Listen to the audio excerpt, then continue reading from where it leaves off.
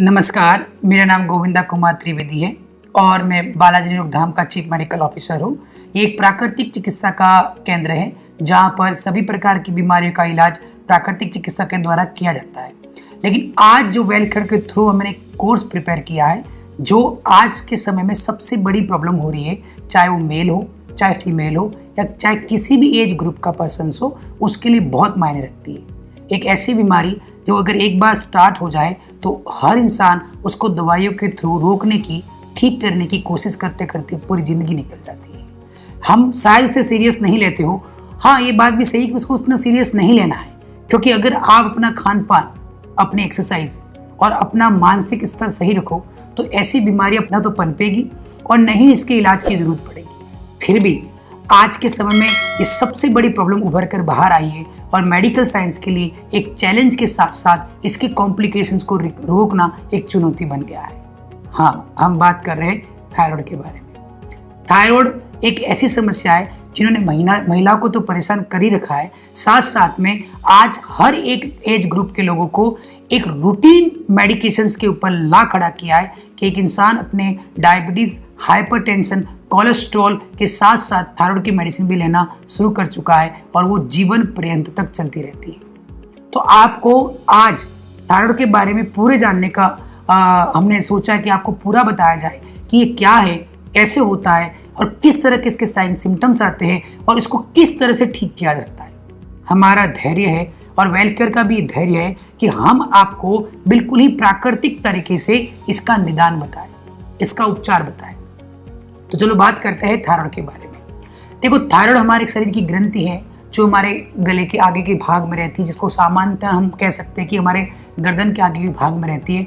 भले ही ये साइज में छोटी हो, एक शरीर का पार्ट है वो भले छोटा हो, लेकिन इसका काम बहुत बड़ा है।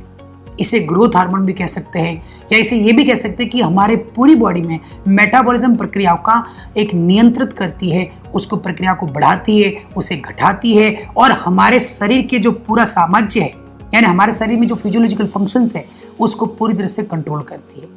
लेकिन जब इसमें कोई विशुद्धि आ जाए या इसमें कोई प्रॉब्लम आ जाए तो आपके हार्मोन इनबैलेंस होने लग जाते हैं। तो सामान्यतः थायराइड को जो ग्लैंड है उसके दो लोब्स होते हैं, राइट एंड लेफ्ट, दोनों तरफ होते हैं।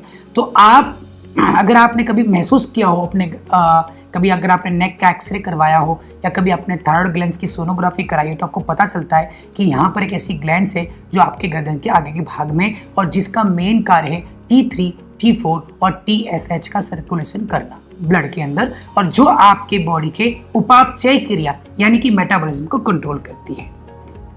अब होता क्या है कि जब इसका स्तर यानी आपके TSH का स्तर ऊपर या नीचे जाता है तो आपको हाइपरथायरॉयडिज्म या हाइपोथायरॉयडिज्म की श्रेणी में ला खड़ा किया जाता है।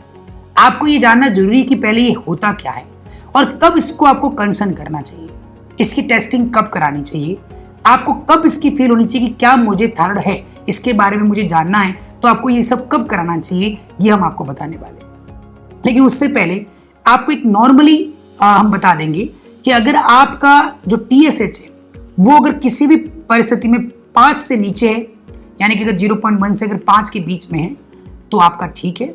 इसके ऊपर है तो आप ये समझिए कि वो ऑलमोस्ट कह सकते हैं कि हाइपोथायरॉयडिज्म की श्रेणी में आता है।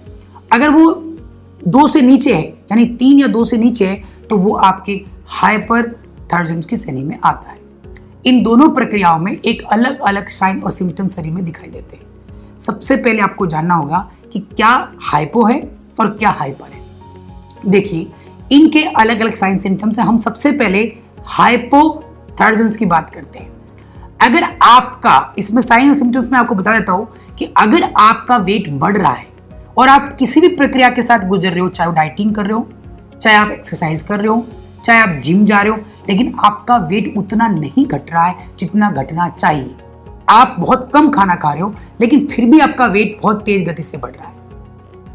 एक चीज में और देखने की है, चाहे मेल है चाहे फीमेल है, अगर आपके बाल झड़ रहे हैं, आपके नेल्स टूट रहे हैं, आपको सर्दी या गर्मी, इन दोनों के अंदर इनबैलेंस समझ में आ रहा है, यानी आपको गर्मी भी ज्यादा लग रही है, सर्दी भी ज्यादा लग रही है, एक्सेसिव स्वेटिंग भी हो रही है, आपका गला सूख रहा है या आपकी आंखें ड्राई हो रही है, तो आपको समझना चाहिए कि आपकी कहीं ना कहीं थायराइड के साथ में समस्या है।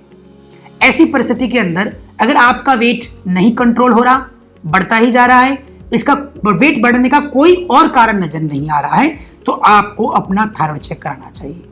तो थायराइड चेक कराने में 2 टेस्ट होते हैं। सबसे पहला आप नॉर्मल थायराइड प्रोफाइल को चेक कराएंगे, जिसके अंदर यह देखा जाएगा कि आपके TSH का लेवल क्या है।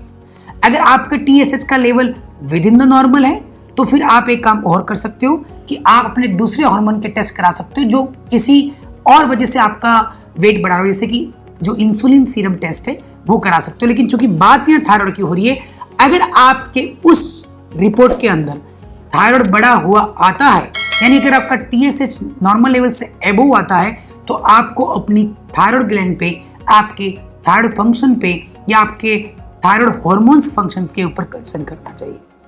आप ये अगर साइन सिम्टम्स देख ले, जो मैंने आपको बताया कि बालों का झड़ना है, आंखों का ड्राई होना है, गले का सूखना है, वेट का अनकंट्रोल बढ़ना है और साथ साथ में थकावट भी हो सकती है, आपका मेटाबॉलिज्म रेट स्लो हो सकता है, तो आपको अपने थायराइड को कंसर्न करना चाहिए।